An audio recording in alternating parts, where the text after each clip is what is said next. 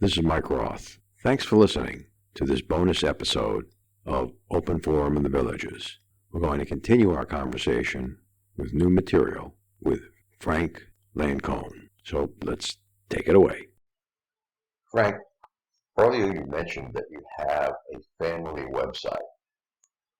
Could you tell our listeners about what the organization is, a family website, from your perspective?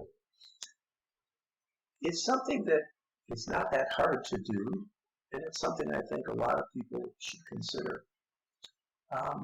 When we were going on this trip, we wanted a place to be able to communicate with our friends and family.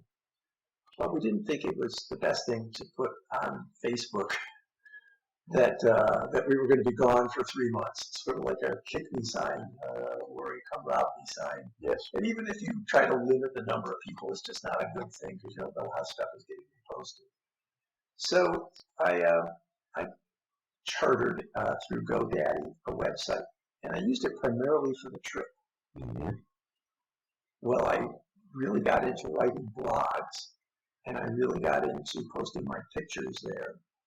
Mm-hmm. And it was totally locked down. When I got home, I opened it up so anybody could see it. Then I started adding my clubs. So I have web pages for my clubs. I used to be on Facebook. I sort of haven't done much with Facebook in the last 2 years. But I did use it for posting poems. And so I had a lot of poems on Facebook. I took those off Facebook and put them on my personal website, and that has now evolved into a book of poetry with 100 poems. And my wife and I are celebrating our 50th wedding anniversary in June of 2022, so this coming June. So I have a tab called Half Century, and I plan to put, we're going to have a little party, I plan to put the video of that party up. So what happens is you start to build the story of your life. In the Writers League of the Villages, there's many people in our age group who've decided, when I'm gone, what will be left? What will my kids know about me? What will my grandkids know about me? Posterity. Yeah, and I love my grandpa. My dad and I worked on the farm on weekends, and it was just great. And he died when I was 14. I don't really remember as much as I wish I did about him, and I love him. Mm-hmm. He was a part of my life. I walked a quarter mile to get to the house to see him. But I don't know what he thought about things. I don't remember what he did personally. I don't know about the parts of his life that I was too young to understand. So I think, so people come to the Writers League and they get in the memoir groups. Well, I think of the family website as a living memoir. It's now a record of our lives, and you can fill things in. Go back and fill things in. So I think of the website as a kind of a living memoir, a memoir where you're actually documenting things and sharing things along the way. Good. Frank, I did want to point out to our listeners something that you brought up that actually is a problem. I'm just going to pick on Facebook. You said you deleted some content from Facebook. In fact, you may have deleted it from the current version of Facebook today or whatever the day was that you did that. But Frank, did you know there's a website, a series of websites called History of the Web? No. Yes. There are sites that track websites, and you can turn the clock back in history, and you can see a website from 2001, let's say. Everything that was available on the web on that particular day. So now we're into a new topic, Mike, and that is, in this world, who are you? Because in the world our grandparents grew up, you were always you. If you were an author, you wrote a book. Right. Maybe you had an essay that you wrote or some little scrap that you sent. Maybe you kept cards from family. But today, you are the you that's physical and the you that has every electronic signature you've ever made. I find it interesting to get online and find they know every address I've ever been at. Yes, our personal information has transcended, going beyond the real web to the black web, to being sold and resold. And Now you that's can't do anything about that. now that's the negative. I'm going to emphasize the Mike Roth positive. The positive is that if you want to go back and see what the history was, you can actually turn back the clock. People can change their websites. I think there's another positive. Hmm. For the first time, you get some say over your publicity, if you will. Mm-hmm. In other words, all lives have challenges, Mm-hmm. and all lives have rewarding and wonderful things. So you get to show those pictures of your grandkids. You get to talk about what you learned from a cross-country trip. Mm-hmm. You get to post a love poem to your wife. And having it on your own website, to a great degree, you can control who sees it. Yes, that's interesting. I'm writing love poems to my wife on the eve of our 50th anniversary. Mm-hmm. I'm wondering when my grandkids get to be in their 50s if they'll wonder, gee, I wonder what Grandpa would do. And so they get to see who I was, Yes, for better or worse. for better or worse. And if you want your website to continue beyond your own demise, because you probably have to pay to have your website Mm-hmm.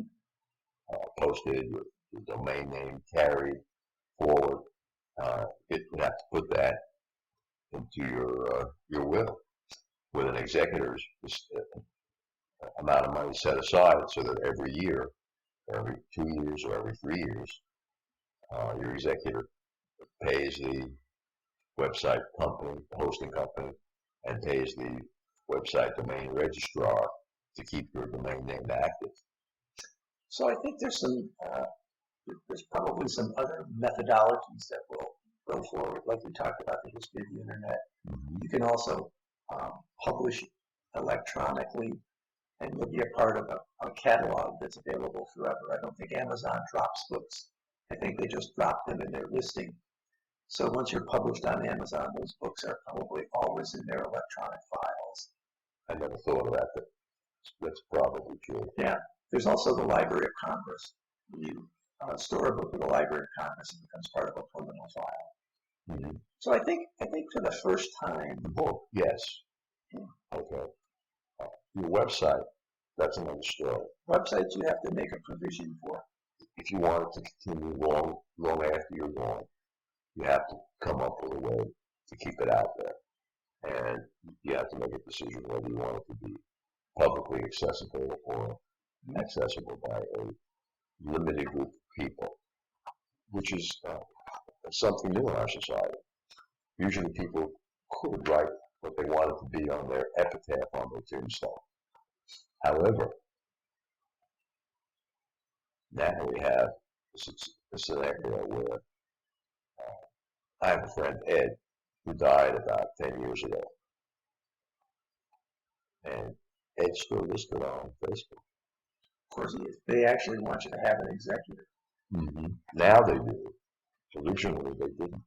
Ed died before that requirement. and I don't know whether it's his mom or someone else that has kept Ed's information alive. That's something that I think in our later years we really need to address. So you're opening up a very interesting topic of discussion. There was a person by the name of William Gibson, very, very popular science fiction writer. About 20 years ago or more, this would be in the early to mid-90s, he started putting out books. It was just when the internet was coming in. Books like The Mona Lisa Overdrive. And what he did as a science fiction writer was he jumped into the future and conceptualized a world in which people had an online life after their physical life. Mm-hmm. And so he thought all about the implications of that, what it was like, what the person was trying to do. And so They existed on the internet after their physical life had gone away. Now, sound like anything to you? Does it by any chance sound like the metaverse that the founder of Facebook has talked about? Yes, it really is. I'm going to call it the beginning of another chapter. And with artificial intelligence, they can add more and more. Yeah, and what's interesting about that is, so in the Zoom world, right, we all Zoomed for 2 years. Mm-hmm. Now, suppose that instead of Zoom, we were in the metaverse, and you decided, I don't really want to have my picture up there. I want to have my avatar up there.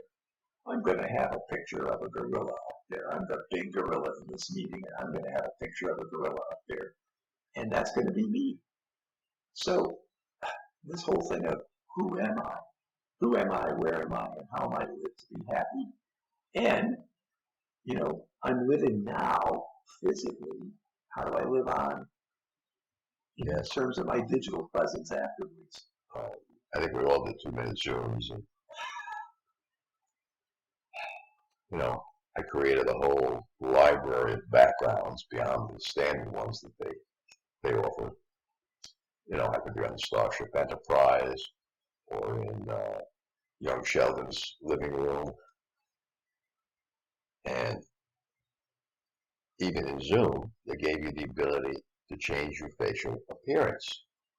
Yes, to darken your eyebrows, to put a mustache on, to put a beard on, to change some colors. And that was the beginning. Zoom also had the ability to put on hats. I remember that. I have a picture of me with a turkey hat on. Well, in our improvisational theater club, we have a great routine that's tremendously funny called Questions with Hats. And in improv, the players are instructed never to ask questions of another player on stage because that puts pressure on the other player and doesn't make them look good. But in the hat scene, they have to ask questions about the character represented by the hat that they're wearing or the hat that the other player is wearing. Well, we do public performances, large stage shows. Next one is October 28th. And we do club performances. Well, for one of the smaller venues, we bought a cymbal. So we could do, when you hit the snare drum and then hit the cymbal, a rim shot. And the club owns a cymbal. And so we were doing the Questions with Hats scene. And one of the villagers had a 22-year-old daughter who's studying improv in college. And she gets up to play in this Questions with Hats scene. And at the bottom of the box of hats is the symbol. And she puts the symbol on the top of her head. I love it. And she says, for her line, do I look symbol-minded? Always a lot of fun. Improv meets on Monday evenings from 6:30 to 8:30 at Roth on the first floor Mondays of the month. And if you're interested, go out to the web and look at thevillagesimprov.com, and you get the whole picture of what Roth does. So I'd like to go back to your discussion on Zoom for a second. In January of 2020, the villages pretty much closed off the rec centers. And there are 5 or 6 discussion clubs: the Philosophy Club, the Free Thinkers Club, the Humanist Club, Civil Discourse Central, Civil Discourse South, Science and Technology. There's more, but it's a very rich mix of people who like to put together informative TED-type talks, deliver those, and then getting into meaningful discussion with the audience. And people find that very rewarding. I would compare it to the old Royal Society talks in Britain, where somebody would write a scholarly paper and deliver it just to provoke discussion and try to add to understanding. Well, all these clubs face the same thing. We're now isolated. We can't be face to face. What do? I believe it was the Free Thinkers or the Humanists, maybe the Humanists was the first club to start with Zoom, trying to do some Zoom broadcasts and make that available. Our club, Civil Discourse Central and Civil Discourse South, we were not the first, but we were probably within the first 3 clubs to do that. And we saved the clubs. Yeah. To a large extent, we also saved our members. We had a license that topped out at 100 people in the first couple of months. We would get close to 100 people on a Zoom. Mm-hmm. But over time, people got zoomed out. Absolutely. They got zoomed out. Now, especially on those bigger meetings. yes. Well, the Village Improv Club, during the times that rec centers were closed down for about 18 months, we had all of our meetings online, which turned out to be exceptionally positive. They were good meetings, but they also allowed the villagers who were snowbirds to participate, right? Which is difficult if the meeting is live. So we learned a couple of things out of that. First, we pushed Zoom, I won't say to its limits, but we exploited everything we could out of it. So we would have, let's say on an average day, 70 people online in the first half of that year. We would have the presentation, and we would do a poll, an electronic poll, so people could participate. Mm-hmm. Then we would use the breakout feature to break them into small groups where they could talk. Mm-hmm. Then we would bring them back, and then we would use the raise your hand feature for people to ask questions back and forth. So we tried to duplicate a lot of the two-way dialogue that you would get in a face-to-face session. We're pretty successful with that, and people appreciated that during that period of time when they didn't feel they could actually get out of their house. The reason that we have both the Civil Discourse Central and the Civil Discourse South is that pre-pandemic, if you were to go back about 5 years ago, when you came to a Civil Discourse Club meeting at Colony, Okay. it'd be 110 seats and 170 people in line. Mm-hmm. And people would wait. You couldn't get in. It was very frustrating. So we had a similar situation up at Savannah. We were repeating the same talks up at Savannah. Yeah. That's led to us saying, you know what, we need to get a club down south. And so the Southern clubs are different. But when we approached John Rohan, we went with a technology vision that said, here's what the future looks like.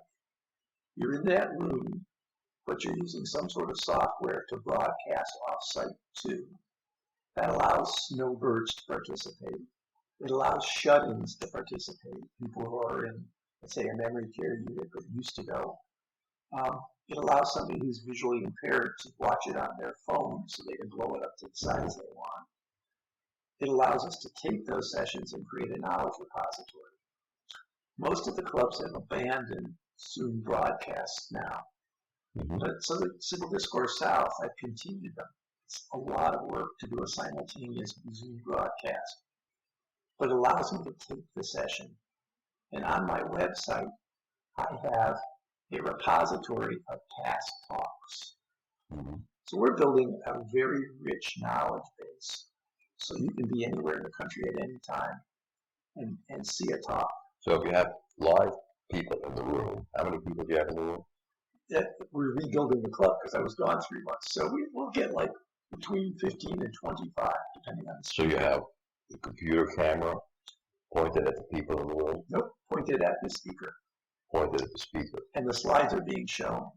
So at the same time, we might have anywhere between 20 and 35 online people. So a talk could be let's say 25 to 30, or it could be 50 people combined in the room in simultaneous views. Mm-hmm. Then it's on the website and you'll get subsequent views. That's an interesting idea. I've toyed with that, and Ben's Club, Mercedes-Benz Club here in the Villages, for board of directors meetings. When I didn't do that, I wasn't going to have a quorum. And it had worked to some degree, but I found it to be less than perfect.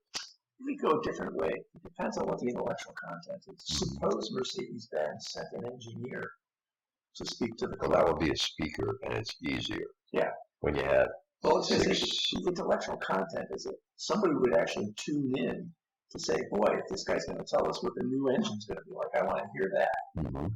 Not so much for a board meeting. Although, if you were deciding something important, they might. Yeah, we got more people to come to the meeting during the periods that we were doing it. But in terms of saving the results beyond taking the minutes out of what happened. Remember, our next episode will air live next Friday at 9 a.m., or I should say pre-recorded, but that's when it's going to be released. Should you want to become a sponsor of the show, you can contact me at mike@rothvoice.com. If you know someone that you think should be on the show, contact me via the same email address. And I want to thank everyone for listening to the show. The content of the show is copyright by Roth Voice, all rights reserved.